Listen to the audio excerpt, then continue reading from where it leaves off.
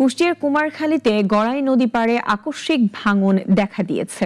এরই মধ্যে অন্তত ৩০ বিঘা ফসলি জমি ও নদী পাড় বিলীন হয়েছে নদীগর্ভে। ভিটেমাটি হারানোর আতঙ্কে তেবাড়িয়া ও আগ্রাকুন্ডা এলাকার বাসিন্দারা।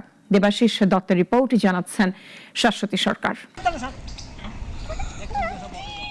থেমে থেমে এভাবেই ভেঙে পড়ছে কুষ্টিয়ার গড়াই নদীর পাড়। গেল ৩০ বছরে এমন ভাঙন দেখেনি কেউ। ভিটেমাটি হারানোর শঙ্কায় দিন পার করছেন স্থানীয়রা।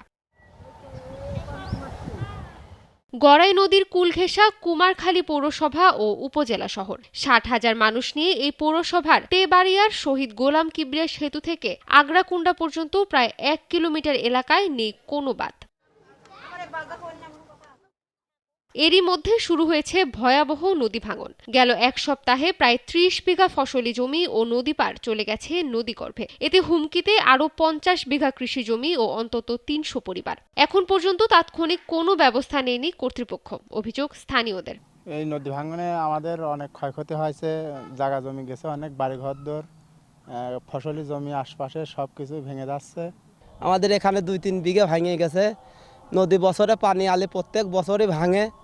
তো এখন মনে করেন ভাঙতে ভাঙতে এখন শুধু আছে পারি। এলাকাবাসীরা জানান, ৩-৪ বছর আগে ভাঙন প্রতিরোধে স্থায়ী পাকা বাঁধ নির্মাণের জন্য মাপঝোঁকের কাজ শুরু করে পানি উন্নয়ন বোর্ড। তবে বছর পেরোলেও বাঁধ নির্মাণ তো দূরের কথা, ভাঙন রোধেও নেয়নি কোনো ব্যবস্থা। ভাঙন ধরেন যখন ব্রিজ হয়েছিল বলেছিল যে আমরা বাদিয়ে দেবো, এখন হলে ব্রিজ তো বাধাতে আমাদের না দিয়ে এখন ওনার চলে গেছে। আমরা তখন ভাঙনের ভিতরে মুখে পড়িয়ে রয়েছি। এই যে বর্ষা আসলে সব কিছু ভেঙে নদীতে চলে যায়। এবারটা বর্ষা আসলে তো আমাদের ঘর বাড়িই চলে যাবে, আমরা যাব কোথায়? দিনে রাতে এভাবে অবিরত পাড় ভেঙে চললেও এখনই ব্যবস্থা গ্রহণের কোনো সুযোগ নেই বলে জানান পানি উন্নয়ন বোর্ডের এই কর্মকর্তা। যে মাত্রা ভাঙনটা হচ্ছে, এই মাত্রাটা আসলে সর্বপরিসরে কাজ করে কাজ টিকায় রাখা খুব দূরের ব্যাপার। তো আমরা এটা পার্মানেন্ট প্রোটেক্টিভ ওয়ার্কে কাজ করার জন্য আমরা একটা আইডব্লিউএম কর্তৃক এটা ফিজিবিলিটি স্টাডি কাজ চলমান আছে। কাল ক্ষেপণ কিংবা আশ্বাস নয়, নিজেদের অস্তিত্ব রক্ষায় দ্রুত কার্যকরী পদক্ষেপ নেয়ার দাবি বাসিন্দাদের। ইশা জাহান, নাগরিক।